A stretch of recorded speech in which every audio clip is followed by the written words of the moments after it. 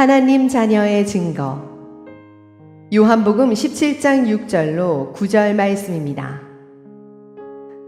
세상 중에서 내게 주신 사람들에게 내가 아버지의 이름을 나타내었나이다. 그들은 아버지의 것이었는데 내게 주셨으며 그들은 아버지의 말씀을 지키었나이다. 지금 그들은 아버지께서 내게 주신 것이 다 아버지께로부터 온 것인 줄 알았나이다. 나는 아버지께서 내게 주신 말씀들을 그들에게 주었사오며 그들은 이것을 받고 내가 아버지께로부터 나온 줄을 참으로 아오며 아버지께서 나를 보내신 줄도 믿었사옵나이다. 내가 그들을 위하여 비옵나니 내가 비옵는 것은 세상을 위함이 아니요 내게 주신 자들을 위함이니이다. 그들은 아버지의 것이로소이다. 아멘. 가장 큰 복은 하나님의 자녀가 되는 것입니다. 천국이 분명히 있고 지옥이 분명히 있어요. 예수님께서 친히 그것을 증거하셨습니다. 어떤 분이 그러시더라고요. 천국은 우리가 상상할 수 있는 가장 좋은 것보다 훨씬 더 좋은 것이라고. 우리의 상상의 나래를 펴서 이게 가장 행복하겠지 하면 이미 그것은 천국이 아니래요. 넘어서는 곳이니까. 지옥은 우리가 상상할 수 있는 가장 참혹한 것보다 억만 배 더 참혹한 곳이래요. 우리가 상상에 지옥은 그렇게 힘든 것이야 라고 상상을 하면 이미 그곳은 지옥이 아니래요. 우리의 생각을 넘어서는 두려운 곳이니까요. 신앙은 하나님의 자녀가 되어 심판을 면하고 영원한 생명을 얻는 것입니다. 이것이 가장 우리의 삶에 중요한 것이죠. 오늘 주님께서 그 구원 얻는 자들을 향하여 기도하시면서 말씀을 하시고 계신데 6절에 보니까 세상 중에서 내게 주신 사람들에게 라고 말씀을 하세요. 세 번역에 조금 더 이 표현이 분명하게 드러나는데 이렇게 표현합니다. 아버지께서 세상에서 택하셔서 내게 주신 사람. 교회라는 원어가 에클레시아라고 하는 헬라어인데 의미가 어딘가에서 부름을 받아 빼내온 사람들이라는 뜻입니다. 하나님 모르고 자기가 주인이 되어 정욕을 쫓아 죄가 죄인지도 모르게 살아가던 우리들을 하나님 아버지께서 택하여 빼내셔서 하나님의 자녀 삼아 주신 것, 그것이 바로 구원입니다. 그렇게 모인 사람들이 교회입니다. 우리는 오늘 이러한 말씀 속에 스스로를 점검해 보셔야 돼요. 이 자리에 있다고 천국 가는 건 아니니까. 나는 정말 택함 받은 하나님의 자녀인가? 나는 진짜 에클레시아 교회 맞나? 이 부분을 점검을 해야 되는 중요한 이유는 영원한 미래가 결정되기 때문에 그래요. 주님께서는 경고하셨습니다. 교회 다닌다고 천국 가는 것 아니다. 아브라함의 후손이라고 천국 가는 것이 아니다. 정말 믿음의 열매가 나타나고 진짜 하나님 백성의 합당한 증거가 있는 자가 천국 가는데 그러한 자는 교회 다니는 사람 가운데 많지 않을 것이다. 주여 주여 하는 자가 내 앞에 왔을 때 나는 너를 모른다고 청천벽력 같은 음성을 들을 자가 생각보다 많을 것이다 라고 주님이 말씀하셨어요. 그래서 신앙생활을 하면서 무조건 안심하시면 안 됩니다. 그렇다고 또 불안하게 믿음라는 의미도 아니에요. 정확하셔야 된다는 거예요. 중요한 사안이니까 내가 정말 하나님 자녀 맞나? 내 스스로의 판단이 아닌 어떤 전통적인 종교적인 어떠한 기준이 아닌 하나님 말씀에 근거해서 내가 하나님 자녀 맞나? 이 부분을 점검하셔야지요. 그래서 오늘은 본문 말씀을 중심으로 조금 더 확장되긴 하겠지만 구원받은 자의 성경적 4가지 특징을 살펴보겠습니다. 이 말씀 4가지를 살펴보면서 이 4가지가 다 충족되시면 여러분은 이제 감사하시면서 주님 안에 거하시고, 혹시 이 부분이 뭔가 불명확하시다고 하면 가만히 계시면 안 돼요. 하나님을 찾으십시오. 주님은 그러한 자를 만나 주실 것입니다. 자, 첫 번째 특징. 내면에 하나님의 이끄심이 있어요. 하나님의 택한 자들은. 참 신비한 겁니다. 교회를 안 다녔어도 그 마음 깊은 곳에 왠지 하나님을 인정하고 있어요. 겉으로는 막 교회 다니는 사람 핍박을 해요. 욕도 하고. 근데 이상하게 깊은 내면 안에는 하나님 하면 왠지 끌림이 있는 사람들이 있습니다. 한때 기독교를 극심하게 반대했던 당대 최고의 지성인이라고 칭해졌던 이어령 교수가 믿지 않을 때 이러한 시를 썼다고 해요.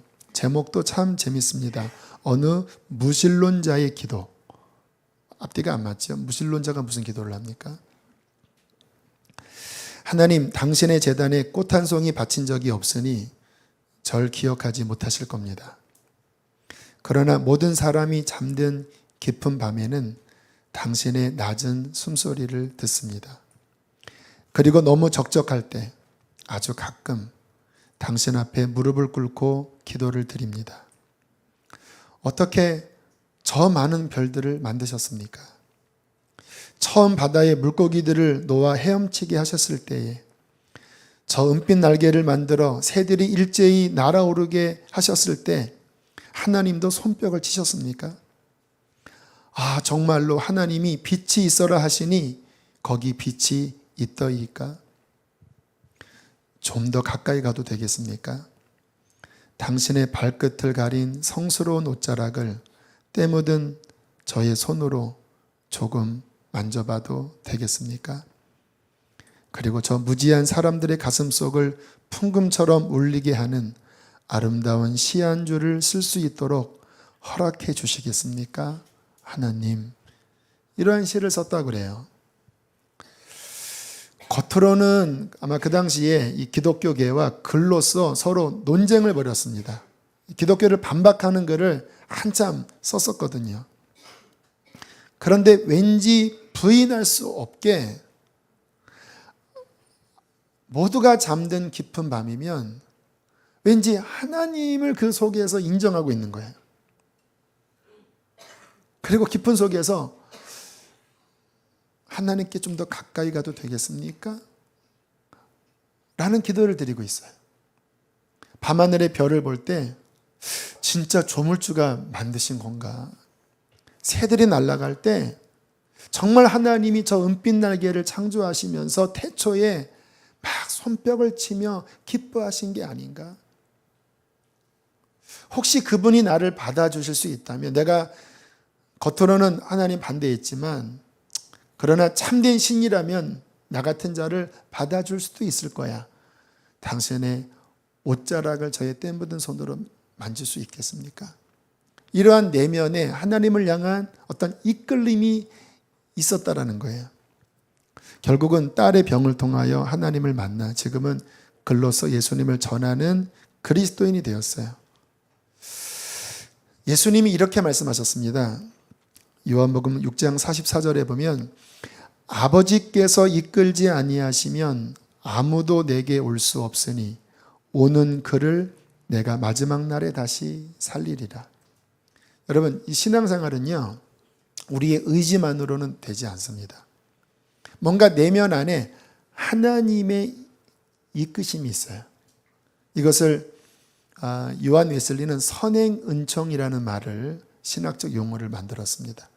그러니까 내가 교회는 안 다니고 하나님은 모르지만 이미 그 마음 안에 이어령 교수처럼 하나님을 찾는 어떤 이끌림이 있어요.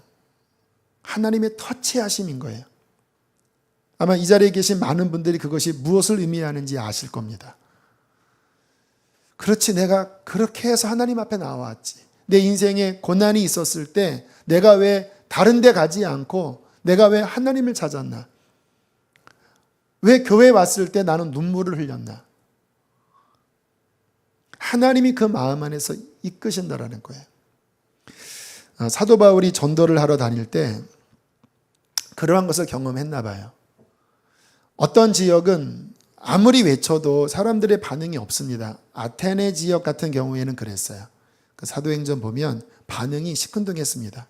그런데 어느 지역에 가면 동일한 말씀을 전하는데 성령이 역사하는 거예요.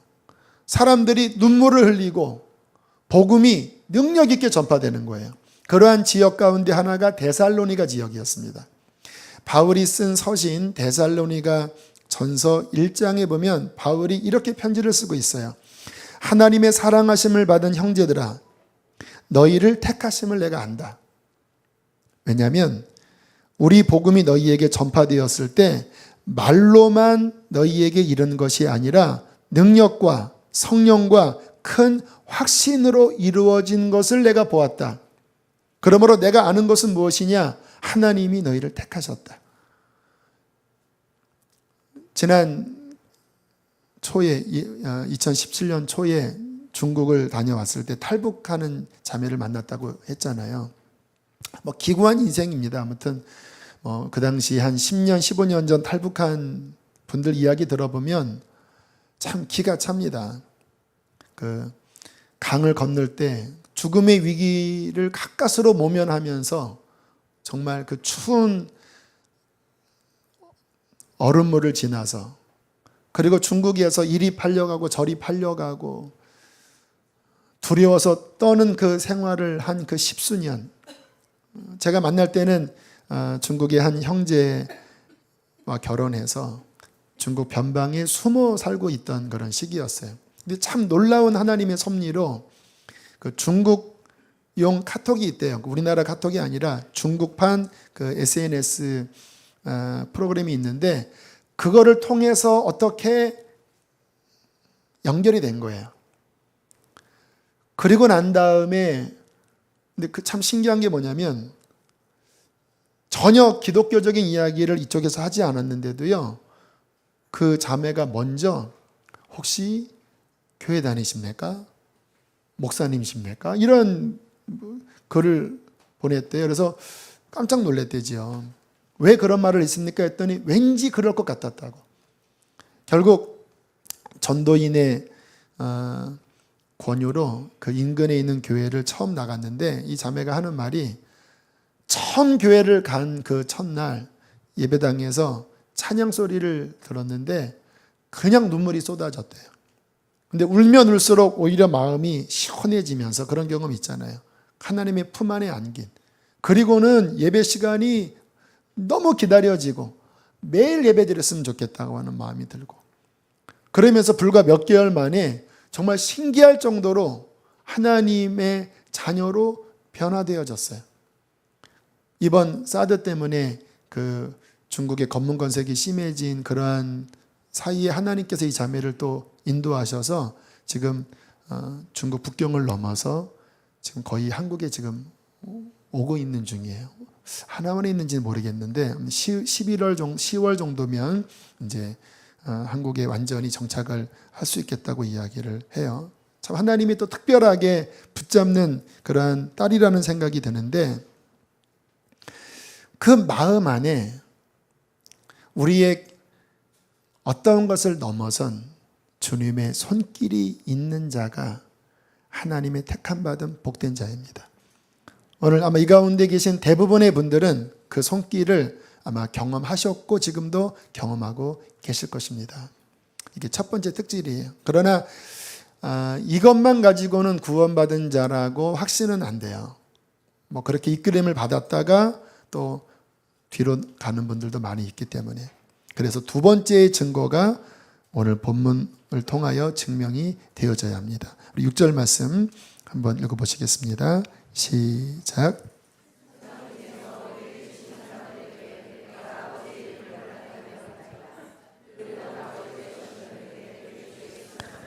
그들은 아버지의 말씀을 지켰나이다. 하나님의 자녀들에게 믿음을 주었는데 그들은 아버지의 말씀을 받아들이고 지키는 자가 되었다라는 거예요. 자, 8절도 비슷한 뉘앙스의 말씀입니다. 중간까지만 읽을게요. 제가 끊겠습니다. 시작. 아버지께서 내게 주신 말씀들을 그들에게 주었사오며 그들은 이것을 받고 됐습니다. 중요한 이야기입니다. 예수님께서 하나님으로부터 받은 말씀을 증거할 때 그들은 그것을 받아들였다라는 거예요. 여러분, 주님이 지금은 우리의 눈에 보이지 않습니다. 그런데 이 자리에 주님이 계시거든요. 어떠한 모습으로 계시는지 아세요? 말씀으로 계십니다. 말씀이 곧 예수님이에요. 하나님의 자녀들, 구원받는 자들의 특징은 그 말씀을 먹습니다. 그 말씀이 그 안에 들어와요. 그리고 그 말씀이 그를 끌어갑니다. 근데 구원받지 않는 자들의 특징은 귀로는 들어요. 감동을 받을 수는 있어요. 그런데 그 말씀이 이 안으로 들어오진 않습니다. 말씀이 삶을 움직이지 못해요. 여러분 만약에 직장에서나 가정에서나 어떤 공동체에서 여러분과 관계된 누군가에게 어떠한 말을 했어요. 그런데 그 말이 그 사람 안에 들어가지 않는다면, 그 말이 그 사람을 움직이지 않는다면 그 사람과 관계가 있을까요? 없을까요? 없게 됩니다. 왜냐하면 관계는 그 말을 받아들이고 서로 움직이는 데서 관계가 형성되는 거거든요. 신앙도 동일합니다. 왜 말씀이 중요하냐면 말씀이고 주님이고 그 말씀이 우리 안에 들어오는 것이 주님이 들어오는 것이고 거듭난 자는 그 말씀이 나를 이끌어가요. 거듭나지 않은 자는 내 생각이 나를 끌어가요. 결론은 내 생각입니다. 거듭나지 않은 자들은. 그러나 거듭난 자들은 조금 스트러글은 있지만 결론은 말씀이 그를 지배해버려요. 왜요? 하나님의 자녀니까. 지난 월요일 날 아침 이제 새벽 예배 마치고 사무실에 8시 한 반까지 있다가 집을 걸어가면서 왜 그런 생각이 들었는지 모르지만 오늘은 좀 바람 좀 쐬고 와야 되겠다. 하나님 허락하실 거지요? 아멘 하고 제가 걸어갔어요. 마음이 좀 이렇게 복잡한 마음이 있었기 때문에. 비가 좀 많이 왔지만 그래도 좀 기분 전환 좀 하고 싶다. 그럴 때가 있잖아요. 그래서 한 11시 정도에 이제 차를 타고 용서를 이제 접어들어서 가는데 아내가 전화를 받더라고요. 좀 심각하게 통화를 하더니 여보 나 못 가겠어. 왜냐면 아는 친인척이 지난 토요일 주일 비가 많이 와서 수해로 이 집안에 물이 찼다고 하는 거예요. 그래서 나는 거기를 가야 될 것 같아. 당신은 갈래면 가고 말래면 마라 그러더라고요. 제가 이제 피곤한 그런 마음이 있으니까 아마 배려를 해줬나 본데 그 순간 말씀이 제 안에서 떠오르는 거예요. 이사야서에 나의 기뻐하는 금식은 하면서 금식에 대한 말씀이 나와요. 근데 뭐라고 정의를 하냐면 밥 안 먹는 게 금식이 아니다. 나의 기뻐하는 금식은 사람이 흉악하게 결박에 묶여 있으면 그것을 풀어주는 거고 헐벗은 자를 보면 입혀주는 거고 또 내 고륙을 피하여 스스로 숨지 아니하는 것이 아니겠느냐.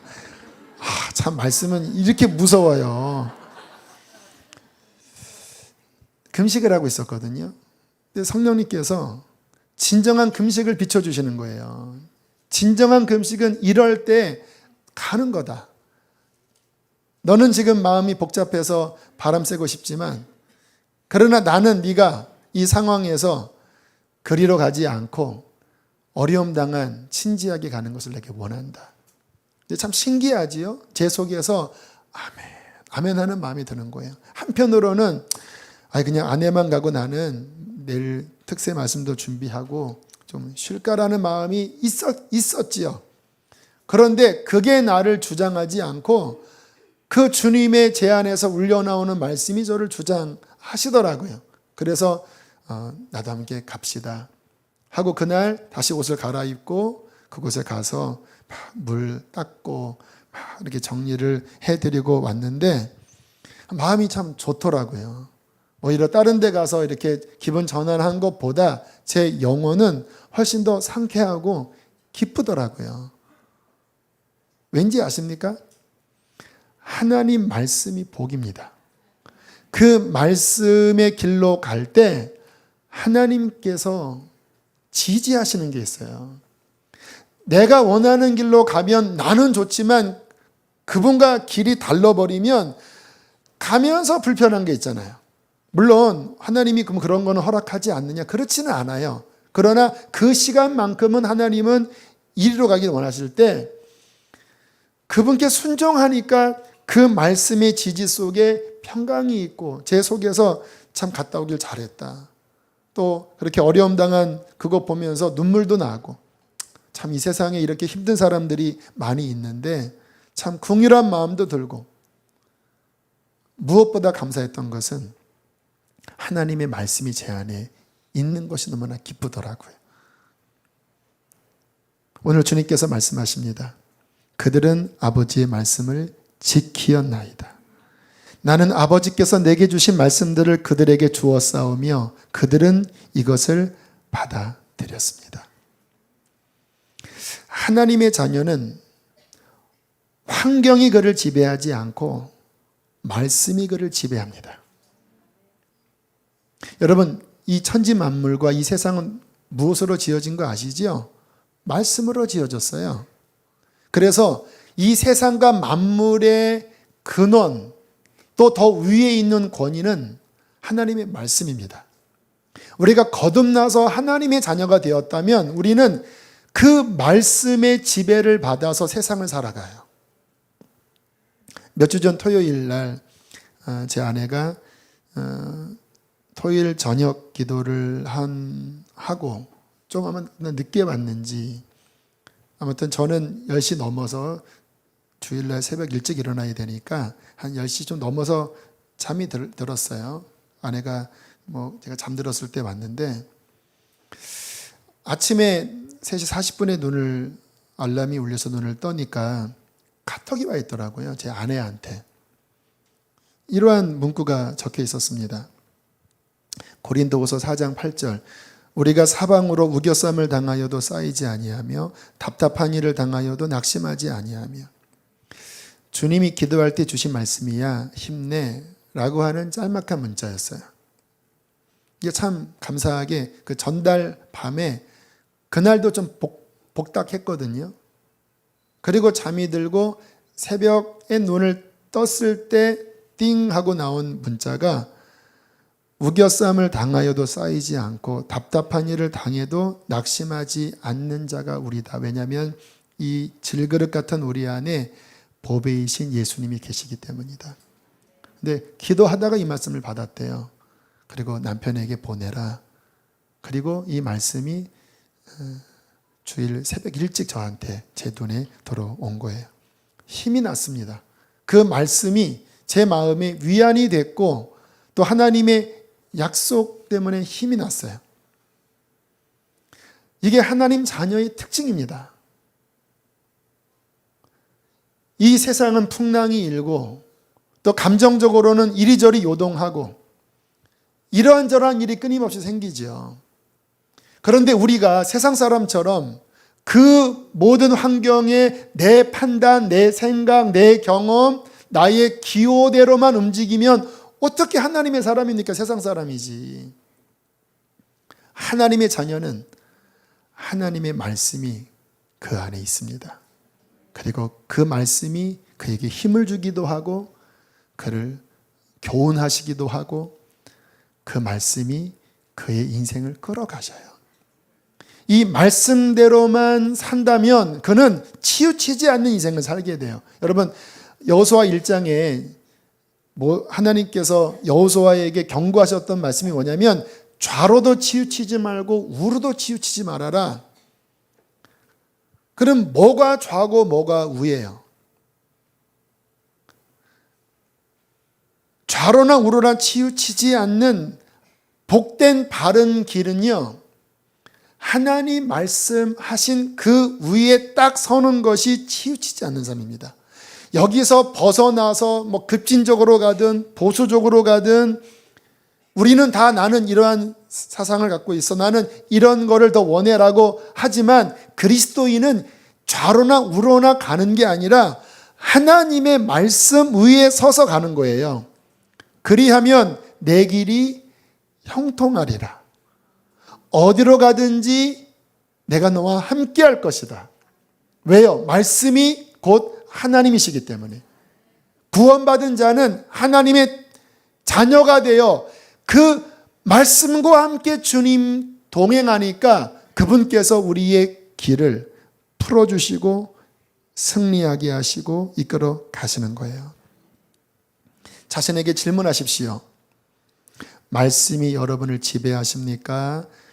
여러분의 생각이 여러분을 지배하십니까? 하나님의 말씀이 여러분 안에 거하십니까? 세상 생각이 여러분 안에 거하십니까?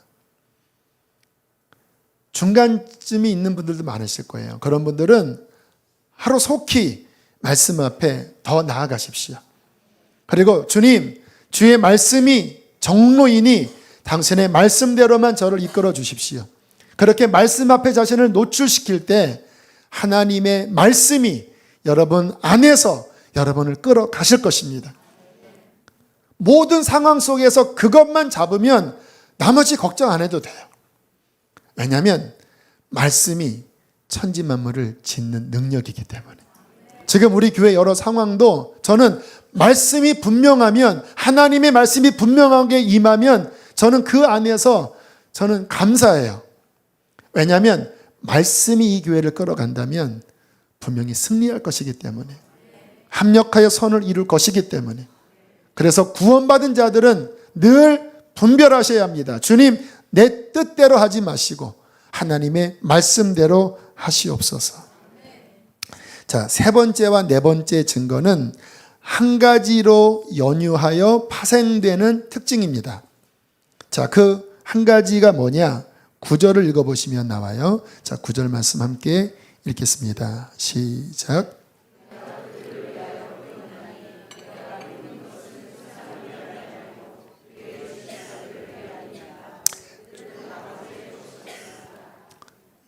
주님께서 그들을 위하여, 그들이 누굽니까? 택하신 자들,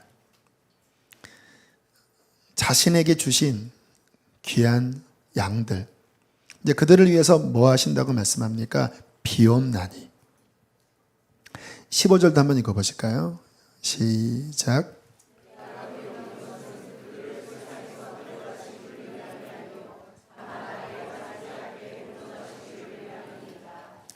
여러분, 성경에 예수님이 승천하셔서 무슨 일을 하고 계신지를 가르쳐주는 말씀들이 나옵니다. 하나님 보좌 우편에서 우리를 위하여 친히 간구하고 계신다라고 말씀하세요. 지금 바로 하나님과 맞닥뜨려서 이렇게 얼굴을 이렇게 바라보시면서, 아니면 엎드려서 그분의 전지한 그 지혜로. 여러분, 알파고도요, 요즘 이 알파고가 얼마나 이 1년 만에 발전했는지, 이제는 그 만든 그 사람도 알파고가 무슨 생각하는지를 모른대요. 사람의 수를 이미 넘어선 지 오래가 됐대요. 사람이 만든 인공지능도 그래요.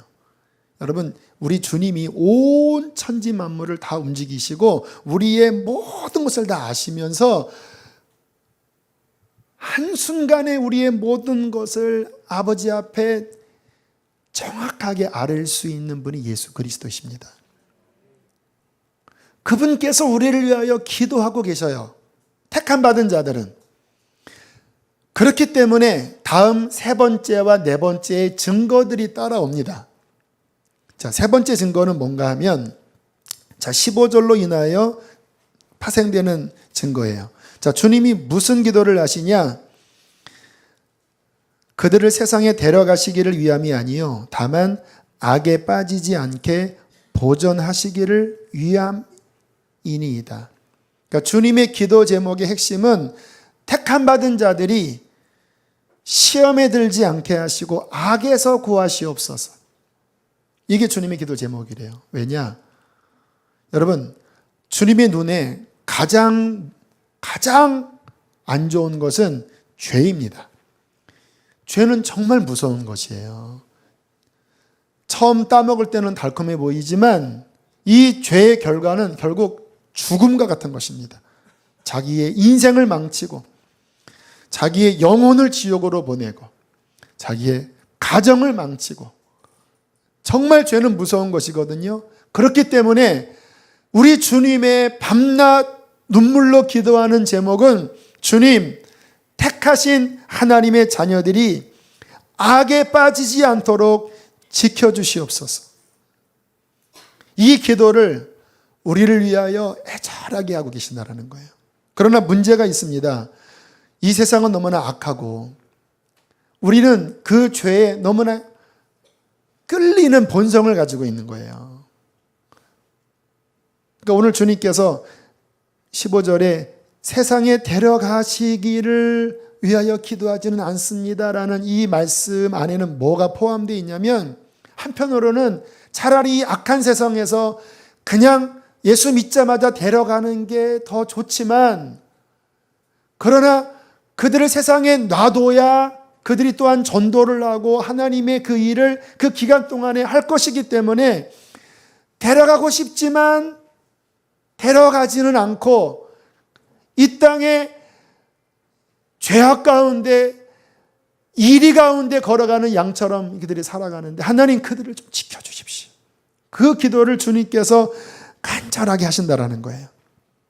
이 기도 때문에 세 번째 나타나는 특징이 뭐냐면, 하나님의 자녀가 죄의 유혹과 넘어짐은 있지만 죄 가운데 계속 살지 못합니다. 왜냐하면 주님께서 그가 죄 가운데 머무는 것을 놔두지 않으세요. 저 같은 경우에도 너무 저는 이 배경이 좋지 않은 자라고 그랬잖아요. 어릴 때 이 환경 자체가 정말 안 좋은 것이 많이 양상되는 그 환경에서 아주 어릴 적들을 보내는, 제 인생의 제 정서의 그 도화지의 밑바탕 안에는 정말 그 안 좋은 것이 양상될 수 있는 것들이 너무 많아요. 예수님 성령님 받고 그 거듭나고 제가 그 하나님 앞에 딱 섰을 때 이것들이 얼마나 제게 올라왔는지 아세요? 그래서 실은 많이 비틀거리고 넘어졌는데요. 근데 감사한 건 뭐냐면 이 죄 가운데 오래 못 있는 거예요. 너무 불편하니까. 너무 양심의 가책, 또 막 어떤 영적인 공격들, 이러한 부분 때문에 결국 다시 회개하고 다시 회개했는데, 이 말씀을 보니까 이게 제 스스로 한 게 아니라 주님의 기도의 응답이었습니다. 사랑하는 성도 여러분, 죄 가운데 있으면 여러분은 고통스럽게 될 것입니다. 그것이 하나님의 사랑과 은혜입니다. 계속 죄 가운데 머물면 하나님이 징계하셔요. 드러내버리셔서 부끄러움을 당하게 하시고, 또 어떠한 고통을 통해서라도 주님은 그러한 사람을 깨트리십니다. 왜요? 악에 빠져서 망하는 것이 아니라 그 징계를 통해서라도 다시 회개하여 주님 앞에 온전히 서기를 주님께서는 바라시기 때문에 그래요. 그래서 정말 하나님의 사랑받는 자는 가책과 징계가 있는 자예요. 저는 여러분들이 그러한 사람 되시기를 축복합니다. 막 세상에 막 죄 짓고 이중생활 하는데도 막 너무나 해피하고 막 승승장구하고 행복하다면 삼가 조의를 평합니다. 지옥 갈 겁니다. 그런 분들은 지옥 갈 거예요. 그리고 저주받은 겁니다. 주님이 말씀하셨어요. 그 시편에 말씀하셨어요. 아무런 징계도 없이 정말 기름지게 잘 사는 사람이 결국 마지막에 지옥으로 떨어지는 것이 저주라고.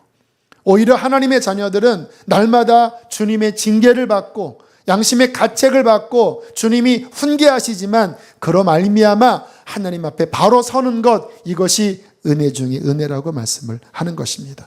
이게 세 번째 특징이에요. 마지막 네 번째 특징이 있습니다.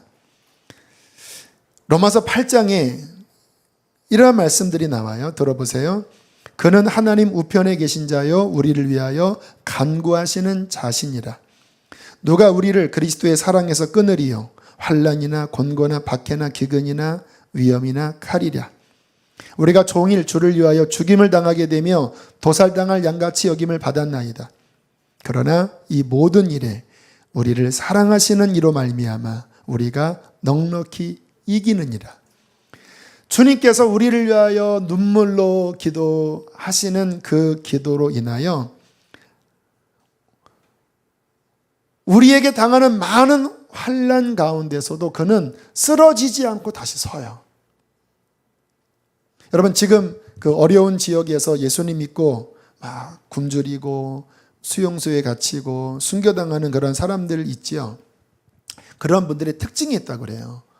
정말 육신은 말할 수 없이 힘든데요. 순간순간 그것을 이길 수 있는 하나님의 능력이 그를 붙잡는다라는 거예요. 한때 중국에서 귀한 사역을 했던 어떤 분이 붙잡혀서 추운 겨울날 옷을 다 벗고 이 바깥 추운 이 엄동설 안에 몇 시간 서 있는 그러한 시간이 있었대요. 근데 이분의 간증이 뭐냐면 너무 더워서 땀이 날 정도였대요. 뭐 항상 그런 은혜가 임하는 건 아니지만 막 땀이 뻘뻘 날 정도로 그렇게 하나님이 그 인생을 보호하시는 그런 은혜를 경험한 간증 이야기를 들었어요. 제 인생을 돌이켜보면 뭐 지금 근래의 일도 그렇고 그 전도 그렇고 이렇게 막 흔들릴 때 막 힘들 때 어떡하나라고 하는데 어디선가 은혜가 훅 들어와요. 말씀을 듣다가 찬양을 하다가 갑자기 제 마음이 확 서요. 그리고는 눈물이 나고 마음이 회복되고 다시 용기가 나거든요. 근데 이게 한두 번이 아니에요. 왜 그러냐면 예수님의 간구가 있기 때문에, 중보가 있기 때문에 그는 흔들리지만 넘어지지 않고 바로 서는 것입니다. 내 걸음이 미끄러진다 하실 때에 주의 위안이 나를 붙드셨나이다. 시편의 고백이 나오거든요. 그 바이올리니스트 박지혜 자매가 독일 유학 시절 오늘 우울증에 빠졌다잖아요. 근데 우울증이 너무 무섭습니다. 이게 모든 빛을 다 가리고 늘 죽음을 생각하고 자살 충동을 느끼고 도저히 한 줄도 이 바이올린을 칠 수 없을 정도로 완전히 까부러진 거예요. 병원에서는 이러다가 돌연사합니다. 심장이 너무 약해져서 갑자기 죽을 수 있습니다. 근데 어떡합니까? 이게 본인이 못 일어나는 거예요. 그렇게 끙끙대던 어느 날 한 번도 본인이 불러보지 않았던 그냥 얼핏 들었던 찬양의 선율이 마음에서 윙하고 울려날 때요. 그것이 당신이 지쳐서 기도할 수 없고 눈물이 빗물처럼 흘러내릴 때 주님은 우리의 연약함을 아시고 사랑으로 인도하시니 누군가 널 위하여 누군가 널 위하여 이 본인이 한 번도 불러본 적도 다 들어본 적도 없는데 이 안에 그 선율이 쭉 나오면서 한 장면이 보여지더래요. 예수님이 무릎을 꿇으시고 본인을 위해서 그렇게 애절하게 눈물로 뜨겁게 기도하시는 그 장면이 보이는 순간 이 자매 안에 다시 빛이 들어왔습니다. 회복이 일어났어요. 그분이 나를 위해서 기도하고 계시는구나. 내가 다시 일어나야 되겠구나. 그리고는 우울증을 털고 낙도나 오지나 교도소나 이런 데에 가서 연주하면서 하나님의 영광을 위해서 사는 삶으로 그 인생이 이렇게 전환되었어요. 여러분, 구원받은 하나님의 자녀들은 반드시 하나님이 돌보십니다.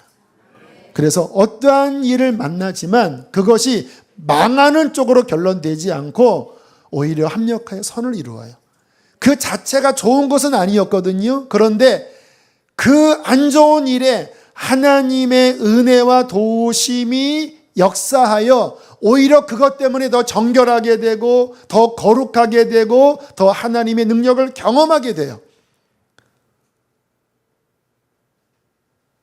이 모든 일에 우리를 사랑하시는 이로 말미암아 우리는 조금 이기는 것이 아니라 넉넉히 이기는 것입니다. 요한복음 17장에서 중보하셨던 주님은 지금도 택하신 그의 백성을 위하여 기도하고 계십니다. 여러분, 지금 말씀드렸던 이 4가지 증거들이 여러분 안에 경험되어지고 있다면 기뻐하십시오. 여러분은 하나님의 자녀들입니다. 힘을 내어 앞으로 나아가십시오. 주님이 도와주실 것입니다. 그러나 이와 같은 증거들이 희미하다면 말씀이 나를 움직이지도 않고 죄 가운데 거하는데도 주님의 징계가 없고 또 그냥 이 세상을 나의 어떠한 힘과 내 방식으로만 살면서 교회에 왔다 갔다 한다면 그분은 천국 못 갑니다. 특별한 어떠한 하나님의 터치가 일어나지 않는 한 지옥 갑니다. 정신 차리십시오. 그리고 회개하십시오. 하나님의 얼굴을 구하십시오. 오늘 말씀하셨던 그 4가지가 주님 내 안에 있도록 하나님 도와주십시오. 이 4가지의 증거들이 우리 안에 분명하게 되기를 축복합니다. 함께 우리 시간 찬양하고 기도하겠습니다. 우리 박지혜 자매가 불렀던 이 찬양, 주님이 여러분을 위하여 기도하시는, 이 교회를 위하여 기도하시는 그 마음을 헤아리면서 우리 함께 찬양하겠습니다. 당신이 지쳐서 기도할 수 없고 눈물이 빗물처럼 흘러내릴 때 주님은 하시는 당신은 약함을 사랑으로 돌봐주시네.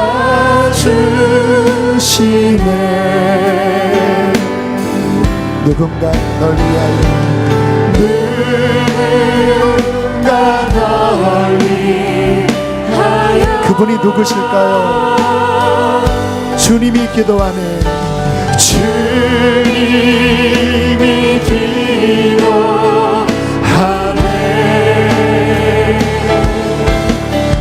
내가 홀로 외로워서 마음이 무너질 때 주님이 널 위해 기도. 우리 2절 고백합니다.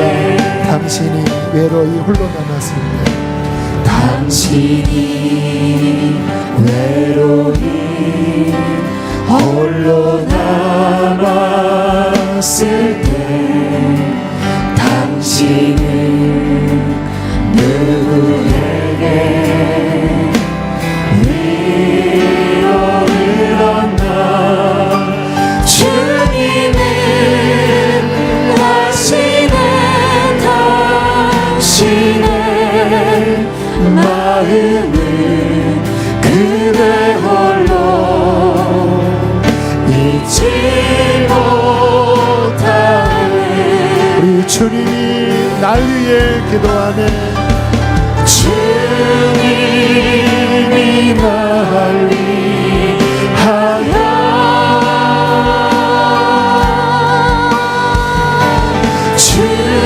주님이 기도하네.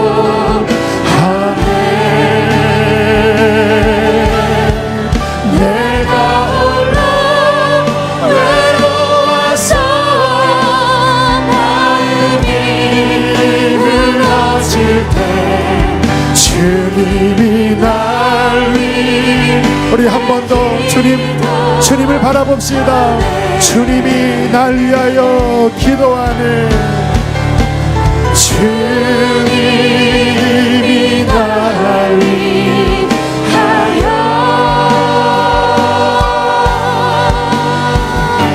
주님이 기도하네. 내가 홀로 외로워서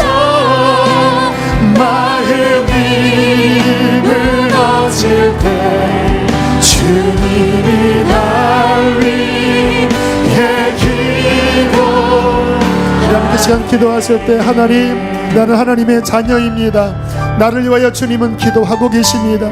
때로는 나를 징계할지라도 그것은 하나님의 사랑입니다. 내가 연약할 때 주님은 나를 도와주실 것입니다. 하나님, 그렇게 나를 이끌어 주시고 영원한 나라에 들어가는 믿음 되어지게 하여 주시옵소서. 주여, 크게 한번 부르시고 기도하겠습니다. 주여, 할렐루야. 하나님, 나의 하나님, 주님 때문에 이 자리에 왔습니다.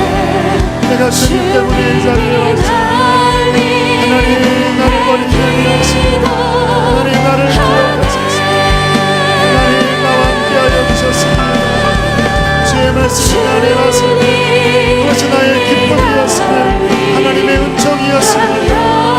하나님, 감사합니다.